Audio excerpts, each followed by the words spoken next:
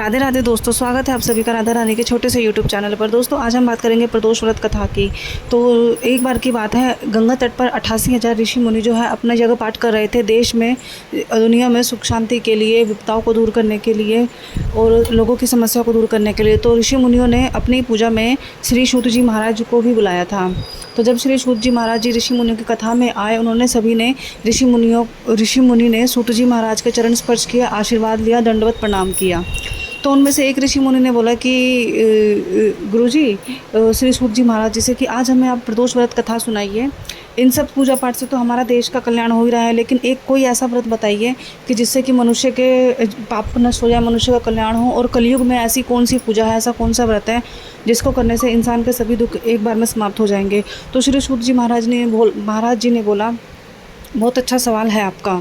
तो सूत जी महाराज ने बताया कि कलयुग में केवल एकमात्र प्रदोष का व्रत ऐसा है जिसको करने से आपके जीवन के सारे सुख आपको मिल जाते हैं और आपके जीवन में जो भी दुख है वो आपसे दूर हो जाते हैं। आपकी जो काया है वह निरोगी हो जाती है, धन संपत्ति आपके पास आती है, सुंदर शरीर आपको मिलता है।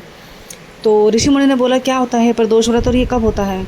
तो सूत जी महाराज ने बताया कि हर महीने की दोनों पक्षों में, शुक्ल पक्ष हो या कृष्ण पक्ष के 13वें दिन, त्रयोदशी का जो दिन होता है वह हमारा प्रदोष व्रत का दिन होता है। प्रदोष व्रत के दिन जो है भोले बाबा की और शिव पार्वती माता की विधि पूर्वक पूजा पाठ की जाती है। इस पूजा का जो मुख्य महत्व होता है वह प्रदोष के समय पूजा करने का होता है। प्रदोष का समय जो पूजा का होता है वह सूर्य छिपने से 1 घंटे बाद का होता है। तो दोस्तों ऋषि मुनि ने कहा, अब मैं सुनाता हूँ तुम्हें प्रदोष व्रत की कथा, जो कि हमारे जीवन को कल्याण के लिए होती है। तो एक नगर में एक गरीब ब्राह्मण रहता था। गरीब ब्राह्मण और ब्राह्मणी और उसका इकलौता पुत्र था। ब्राह्मण अत्यंत गरीब था, लेकिन फिर भी वे अपना जीवन सुख सुविधा से बिता रहे थे। तो ब्राह्मणी का पुत्र था जो कि एक दिन गंगा नहान के लिए चला गया और रास्ते में जाकर उसको चोरों ने पकड़ लिया। 4 चोर थे। चोरों ने उसको पकड़ लिया और उनसे बोला कि जितना तुम्हारे पास धन है वो हमें दो और अपने पिताजी के गुप्त धन के बारे में बताओ।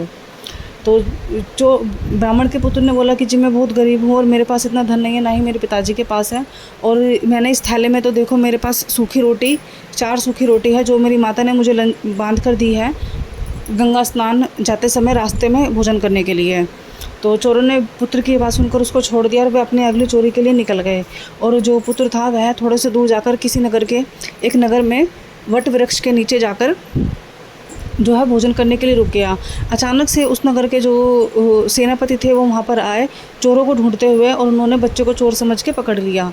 राजा के सामने चोर समझ के बच्चों को पेश किया और राजा ने भी बिना सोचे समझे फैसला सुना दिया, बच्चों को कारावास में डाल दिया। माता जो थी, ब्राह्मणी जो थी, वह बहुत सीधा जीवन जीती थी। ब्राह्मण जो था वह भी बहुत सीधा जीवन जीते थे। वह नित्य नियम से अपने भोले बाबा की पूजा करते थे और ब्राह्मणी भी नित्य नियम से प्रत्येक प्रदोष व्रत की पूजा करती थी।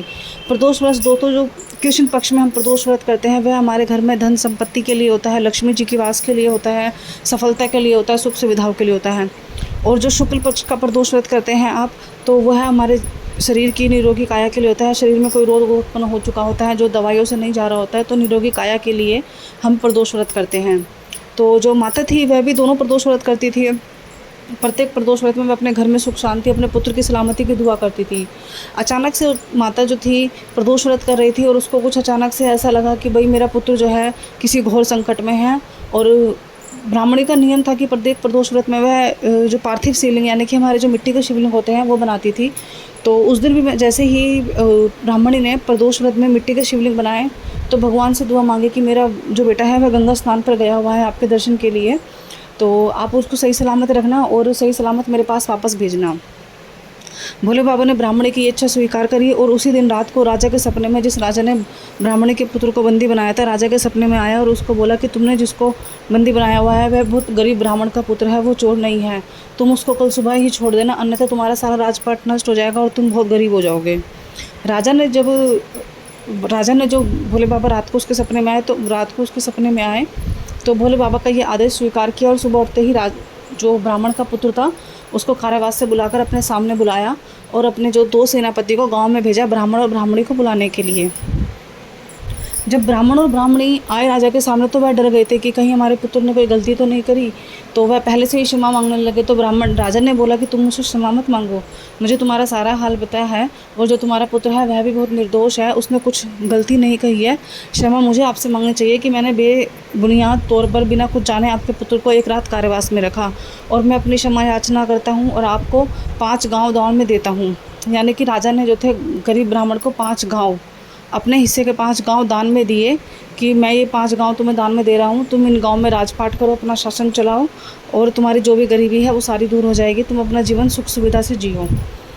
तो ब्राह्मण को जो ये दान में मिला था, जो ये सुख संपत्ति पुण्य मिला था, यह ब्राह्मण के प्रदोष व्रत के कारण ही मिला था। और जो राजा था उसने भी अपनी गलती को पश्चाताप के लिए उनको ये जो गांव थे 5 गांव दान में दिए। तो दोस्तों, प्रदोष व्रत जो हमारा होता है ये हमारा ऐसा ही होता है, हमें सारी सुख सुविधाएं प्रदान करता है, सारे दुखों से हमें मुक्त कराता है। प्रत्येक मनुष्य को कलयुग में एक बार प्रदोष व्रत जरूर करना चाहिए। कोई भी मनुष्य है, चाहे महीने के 2 प्रदोष आते हैं, आप 2 में से 1 कर लीजिए, ज़रूरी नहीं है आप 2 कीजिए, लेकिन आपको ज़रूर करना चाहिए। और साथ ही साथ प्रदोष व्रत के दिन विधि पूर्वक अपनी पूजा करनी चाहिए। तो मैं आपको बताती हूँ प्रदोष व्रत वाले दिन विधि पूर्वक कैसे अपनी पूजा करें। जो प्रदोष के दिन सुबह उठकर स्नान कीजिए, नहाइए धोइए अच्छे से, और उसके बाद आप सबसे पहले, अगर आपके घर में शिवलिंग है तो ठीक है, नहीं है तो आप मंदिर भी जा सकते हैं। और अगर आप अपने घर के किसी भी गमले में मिट्टी का शिवलिंग बनाकर पूजा करते हैं तो फिर बहुत ही अच्छी बात है। आप मिट्टी के शिवलिंग को पहले गंगा जल से साफ़ कराइए, गंगा जल का छींटा दे के उसे शुद्ध कराइए। उसके बाद पंचामृत से शिवलिंग को स्नान कराइए, फिर शुद्ध पानी डालिए। शुद्ध पानी के बाद अगर आपके पास इत्र है या कोई भी फल का जूस, मीठे फल का जूस हम भोले बाबा को चढ़ाते हैं तो वो हमारे घर में लक्ष्मी का वास कराता है। तो कोई भी मीठे फल का जूस, गन्ने का जूस हो गया, आम का जूस हो गया, अनार का जूस हो गया, ये आप चढ़ा सकते हैं।